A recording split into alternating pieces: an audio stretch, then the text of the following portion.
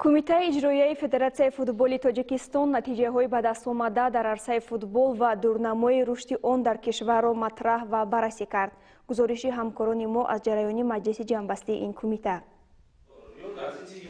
در تالار مجلسگاه فدراسیون فوتبال تاجیکستان جلسه کمیته اجرایی این فدراسیون برگزار گردید. در این جلسه اعضای کمیته و متخصصان و مسئولان ساحه آید به جنبستی نتیجه برآمد منتخب نورسان و جوانان در مرحله های انتخابی چمپیونات آسیا و اساسیاسیون فوتبال آسیای مرکزی در سال جاری و برنامه اشتراکی آنها در مسابقات بین المللی آینده بررسی شدند. همچنین در این جلسه مسائل مربوط به اشتراک نورسان تا 17 ساله کشور در مرحله نهایی چمپیونات جهان، رشد فوتبال و قوی کردن منتخب فوتبال کشور و برنامه‌ریزی برای برآمد سزاوار آنها در چمپیونات آسیا آید به فوتبال بررسی و نظر متخصصان ساحه پرسیده شد. تاکید گردید که محترم رستمی امامعلی از آغاز فعالیت همچون پرزیدنت فدراسیون فوتبال کشور توجه خاص به فوتبال نورسان و جوانان داشت و برآمدهای با موفقیت نورسان و جوانان تاجیک در عرصه بین المللی ثمره همین توجه می باشد. ابراز گردید هنرنمایی ارزنده نورسان و جوانان در چمپیونات آسیا و اساسیاسیون فوتبال آسیای مرکزی باعث گردید فدراسیون قوی قطعه آسیا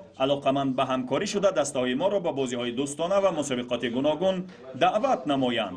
از سوی دیگر تاکید گردید نتیجه های به دست آمده هنوز انجام کار نیست و قله های فتح نشده همچنان وجود دارند. بنابراین پیشنهاد شد به مسئله های آموزشی و تهیه نظامی خاصی جلبی متخصصان فوتبال بازان نورس و جوان و تقویت منتخب ملی از این حساب تهیه گردد تا در عموم شاهد رشد باز هم بیشتری عرصه فوتبال کشور گردیم و برای وطن خود افتخار آفریم.